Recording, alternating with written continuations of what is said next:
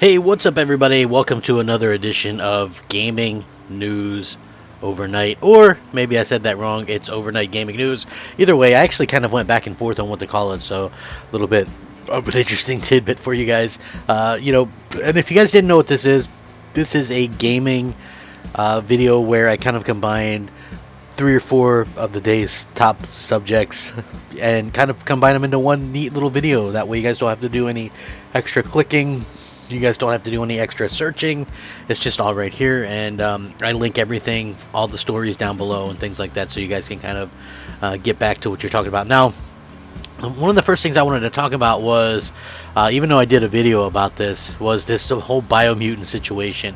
I feel like a lot of people are kind of getting out of hand with this type of thing, and even though I did do a video about it earlier, I just kind of wanted to reiterate that the PlayStation 5 version is indeed running the PS4 Pro version, and if the PS4 Pro version can run Biomutant at 1080p 60, what do people think that the PlayStation 5 native version is going to do? Now, they have already confirmed that they are working on a native PlayStation 5 version, so people don't really have to worry about that. It is a bit of a weird situation, but again, you have to keep in mind that this developer is an extremely small developer, only 20 people, so I'm actually rooting for this game to do well.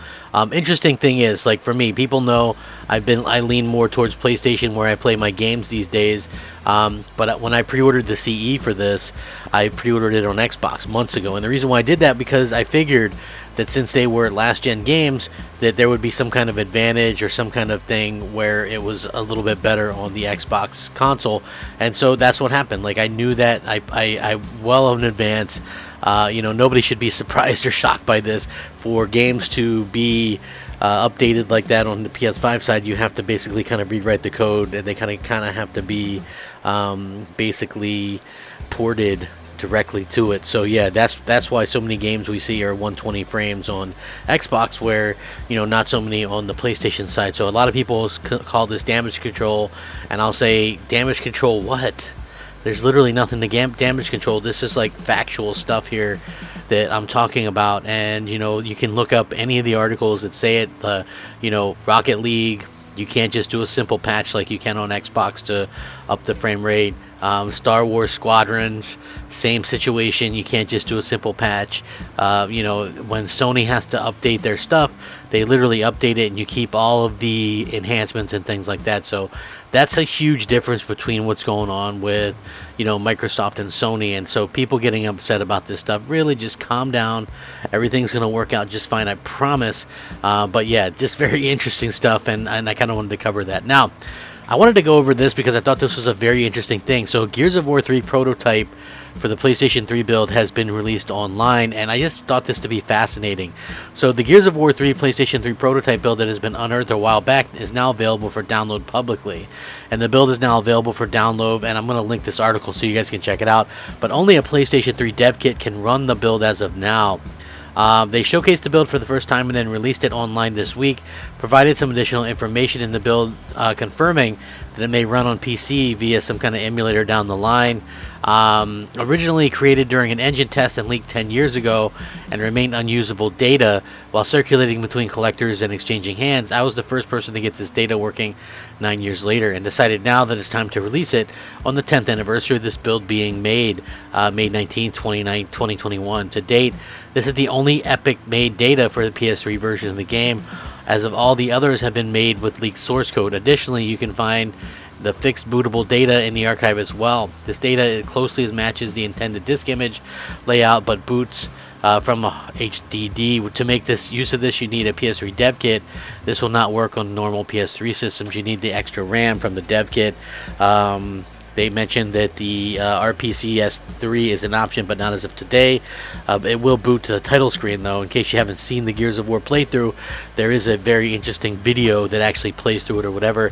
Obviously, Gears of War 3 released back in 2011 on the Xbox 360 and is playable on the Xbox One, Xbox Series X and S through like the backwards compatibility stuff and things like that. So I just found this to be very interesting, that this internal stuff, I found it to be quite fascinating that this was actually a thing and that they were kind of internally building this on PlayStation as well. And for me at the time, I just was super thankful that this is probably my favorite Xbox 360 exclusive. So very happy that it ended up being an exclusive. And then I was thrilled when Microsoft actually went out and bought the Gears of War franchise, only to find them kind of they run it into the ground just a little bit.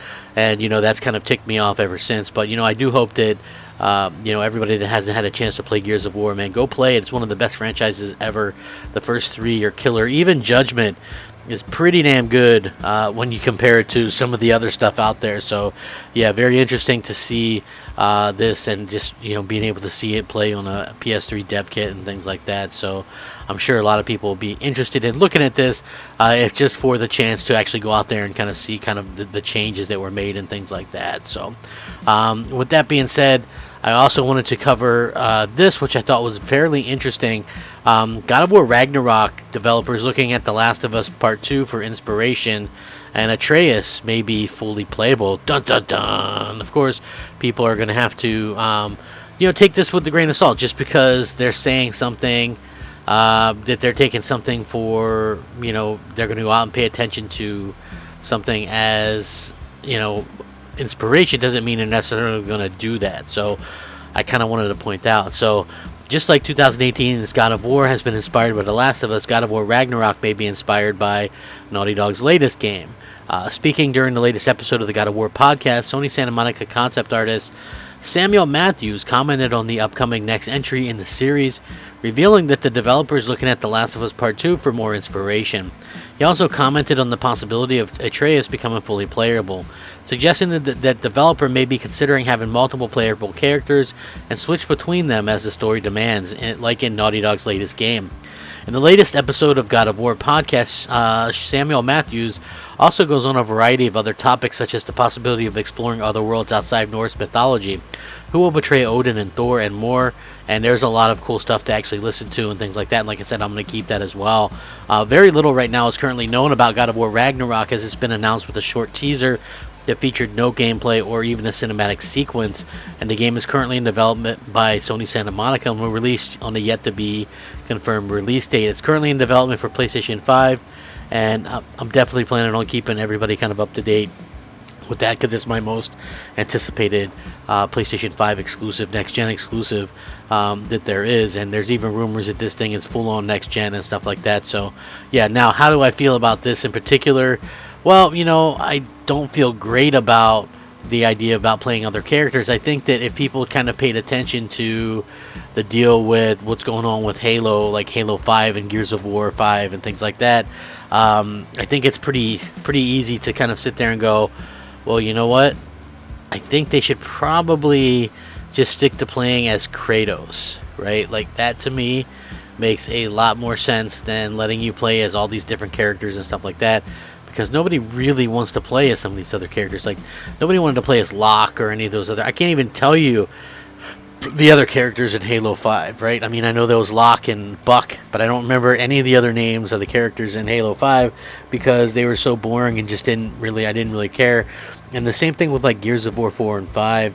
I know the names, JD, Del, and Kate, but all those characters sucked. They just weren't really good characters, and so honestly, I didn't feel like playing the game or kind of really enjoying the game. So for me personally, that was like a huge stark contrast kind of going forward, whereas I just didn't really see any reason to kind of play those games. Now with this situation, I find it to be a little bit interesting. It's like, I don't know, maybe if you play a little part, and I'll give you a reason, like this, like a lot of times that those are just death though, like to be honest with you, like in Spider-Man, right, from Insomniac.